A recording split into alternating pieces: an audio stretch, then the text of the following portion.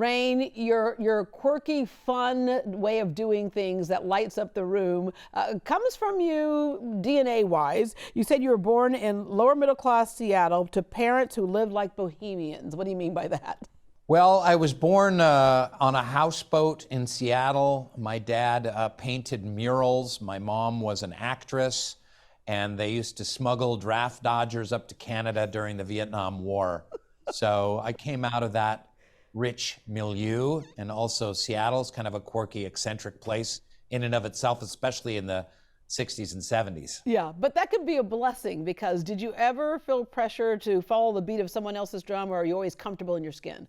I've never been comfortable in my skin. I'm still not. I think being uncomfortable in my skin is kind of my brand. That's kind of me. Yeah. In high school, you played Dungeons and Dragons. You competed on the chess team. You pretended to be a model United Nations diplomat. You missed out on the fact that I was on the pottery club and I had a lot of acne. So put that all together, and that's a portrait of Rainn Wilson in the 70s.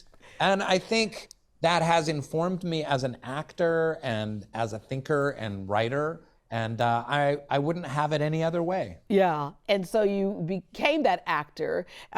In the beginning, like, what was that like for you? And when you got your first role, what kind of confidence did that give you? Because I think along the way, especially when you get into something that can be so competitive, you just need those little God winks that say, okay, keep going, keep going. God winks, I love that. I've never heard God winks before. Yeah, Squire Rushnell and his wife, Louise, came up with that term. I love the God winks have helped me along my path for my entire journey. You know, starting as a theater actor here in New York, one role after another, and then started working in TV and film. It was a long process. I had been a professional actor for 15 years before I got the office. And I did not become a Lackawanna County volunteer sheriff's deputy to make friends. And by the way, I haven't. It was a long road and journey. And now I get to travel the world and talk to people about happiness on the Geography of Bliss. I mean, it's a dream come true. Yeah, and it's a dream come true for a lot of viewers, because we need more happiness right now in the midst of all the chaos that we have. Explain to people the premise of this. So a lot of celebrities do shows where they travel around and sample delicious foods. I'm traveling around the world looking for joy, looking for well-being and happiness. For myself, you know, because I suffer and I struggle with anxiety and depression. So this is something really important for me to learn. And at the same time, it's something I get to learn about and share and bring back, because it's something that we all in America right now could really benefit from.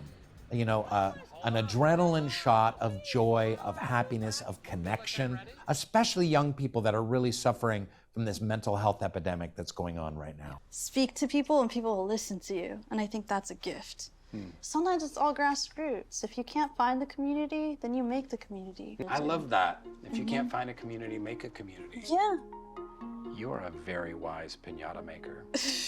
And when you say happiness, sometimes people are surprised of how simple that looks. We think it has to be something big and amazing. Sometimes it's just a little thing. What did you find or give us an example of someone's happiness that you found that's not a big deal, but it has a big impact? Well, there was an amazing group of Viking women in Iceland that meet every morning, and they sing and they dance and they take a polar plunge. They just walk into the waves, and just for 5 minutes, it's about 49 degrees into the Arctic Ocean, and they breathe and they meditate and they pray, and it is incredibly inspiring and uplifting. Yeah. Now that's a little bit complicated. You can also start with something as simple as a gratitude list.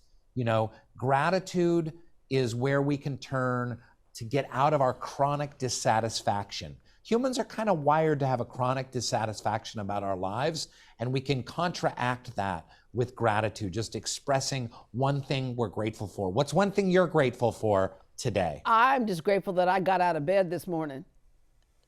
Okay. Sometimes you gotta be okay with the I woke up. Thank you, Jesus. You woke up, Yep, you had a cup of coffee, whatever it is, you can be grateful for that. Yeah, it's interesting because even in the science of doing therapy, I have a lot of friends in the therapy and counseling world, and instead of having an answer in a prescription, a lot of times they'll say to someone, "Look, I know things seem tough right now, but what I want you to do is go out into the world and do a good deed. We'll find something that connects with your joy, whether you want to go help children at the shelter, or you want to go help women who've been through some tough situations like you. And when you do something positive, like help somebody else, that is great therapy." You're absolutely right. In America, we often think about, if I do more for myself, if I get more and get more stuff, then I'm going to be happier. But often the opposite is true. The more we're in service to others and set aside our ego wants and needs for the wants and needs of others, and we live in that in even a really simple way. You can be in a Starbucks drive-thru and buy the coffee for the person behind you in line. Something as simple as that. You can just hold the door open for someone even.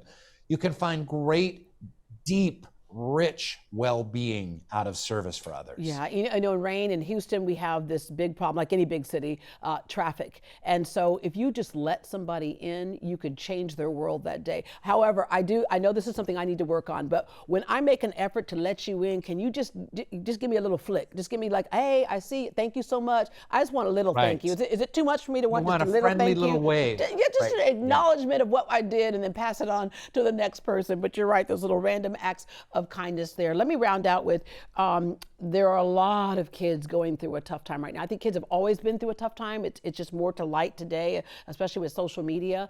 And you said you've never been comfortable in your skin. I was never comfortable in my skin until recently, probably the last several months. And I just said, you got to like me for all that I am and all that I am not. If there's something really wrong with me that I need to address, please let me know. If not, please let me go. But what do you have to say to those kids who are struggling? And I'm going to go back to a phrase I use all the time that T.D. Jakes had told me once. He goes, "How are you going to be a leader if you're too busy hanging with the pack?" And if you're a leader, many times that we see in history, you got to be willing to step out and be on your own at times. But leave us with some great advice. Well, that is really beautiful what you're saying, and you have a lot to share. I hope are we going to get a book out of you about your experiences? 'Cause there's a rich wisdom coming my way from you. Well, you do the forward. I'll write the book. You do the forward, and we got a partnership. Beautiful. I'm all for it. I'll just say this, that traveling the world looking for happiness, it's one thing and one thing only. It's really easy. It's about connection. It's about community. So whatever you can do to find community, find connection with other human beings, you're not going to find it alone in your room with your devices. You're going to find it in a loving relationship with other people. That's the kernel of joy, of well-being, of happiness. Yeah, so we can get our inspiration from the Geography of Bliss. Rainn, thank you so much for joining us this morning. Thanks for having me. You are one of my new favorite people. Into everyone's life, a little rain must fall. I love it. Beautiful.